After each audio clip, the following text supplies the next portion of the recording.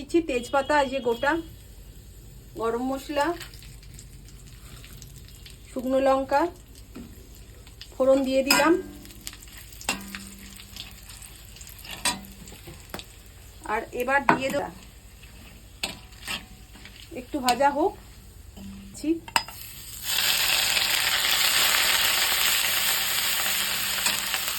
এবার দিয়ে দিচ্ছি এই যে টমেটোটা অনেকটাই আছে, কারণ তোমাদেরকে এবার আমি দিয়ে দিচ্ছি এই যে সব মশলাগুলো একসাথে দিয়েই কষে নেবো, অত সময় নেই। তো এই যে সব দিয়ে দিলাম। তো আজকে গুঁড়ো লঙ্কা তরকারিতে দিইনি, জানি না তরকারির রঙটা কিরকম হবে। গুঁড়ো লঙ্কা যেহেতু পছন্দ করে না, আমি গুঁড়ো লঙ্কা ছাড়াই আজকে রান্নাটা করছি। আমি শুকনো লঙ্কা ফোড়ন দিয়েছি, কিন্তু শুকনো লঙ্কা যে ফোড়নটা দিয়েছি দুটো তরকারিতে ঝাল হবে না, আর এই জন্য একটুখানি কাঁচা লঙ্কা আমি দিয়ে দিচ্ছি এই যে ঝালের জন্যে।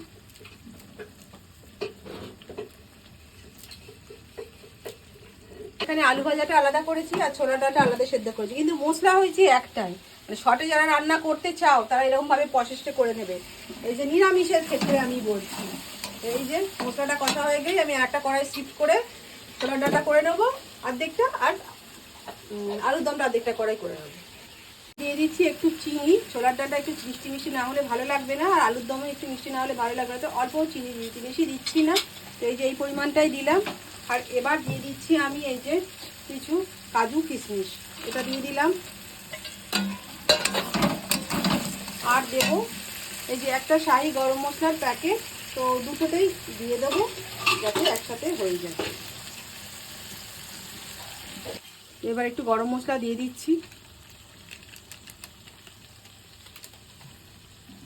দেখতে পাচ্ছ রং কি সুন্দর এসছে, আমি নিজেই বিশ্বাস করতে পারছি না যে আজকে গুঁড়ো লঙ্কা ছাড়া এত সুন্দর রং চলে এসছে তরকারিতে। এই যে আমার মেয়েকে আমি এক এক সময় না এরকম ভাবেই রান্না করি, আমার মেয়েকে বলি যে আমি লঙ্কার গুঁড়ো দিইনি, কিন্তু আমার মেয়ে কিছুতেই বিশ্বাস। এবার আমি ছোলা ডালটা দিয়ে দিচ্ছি এই যে মশলা কষার ওপরে।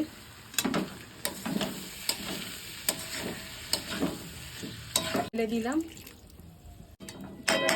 একটু ফুটুক, না ফুটলে তো ডালটা ভালো লাগবে না, তো একটু ফুটে গেলেই আমি একটা নামিয়ে দেব। আর এইদিকে আমি আমার আলুর দমটাও আমি ঢেলে দিচ্ছি, আলুগুলো।